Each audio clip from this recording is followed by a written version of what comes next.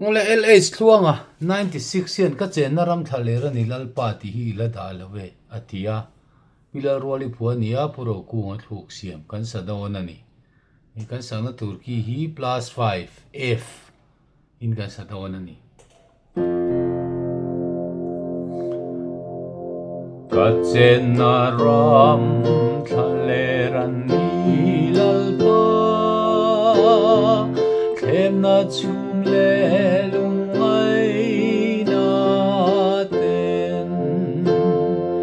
an hlia fo chan dam tu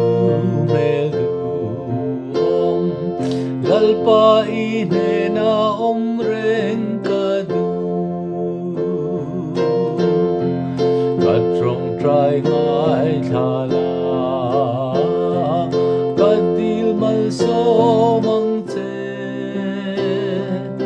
I on em ma kin ka lo thu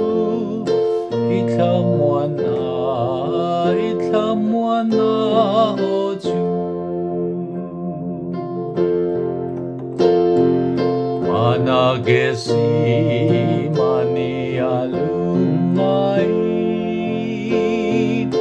itan ven pui tuan om lo kay po idyak nung ron Lalpa itan pui kang ngayan ni Katrong try ngai thala Kadil mal so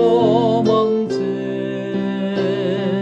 Iyon em hakin ka lo tu Itham wana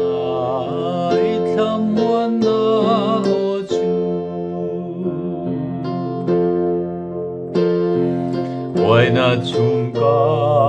rani em ôi tak chuan Kat hin lung tim chuaron en Kalvaria mangai lo lang ka Ril turin lalpa min pui yang se Katrong try ngai thala Kadil mal so mang che Iyon em hakin ka lo thu Ithamwana ochu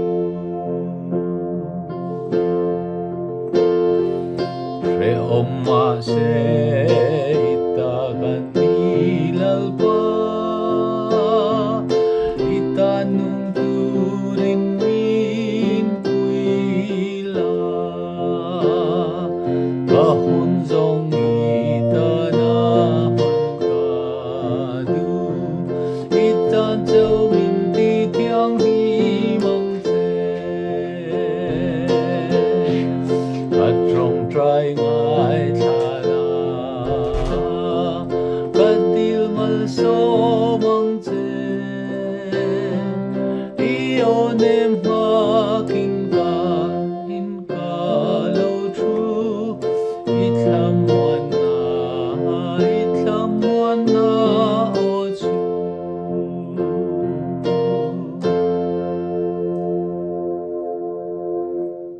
He lai hian ala khot kan ti kha a om ve a Iyon em hakin ka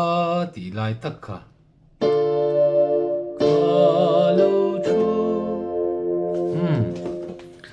Idu tok pot maya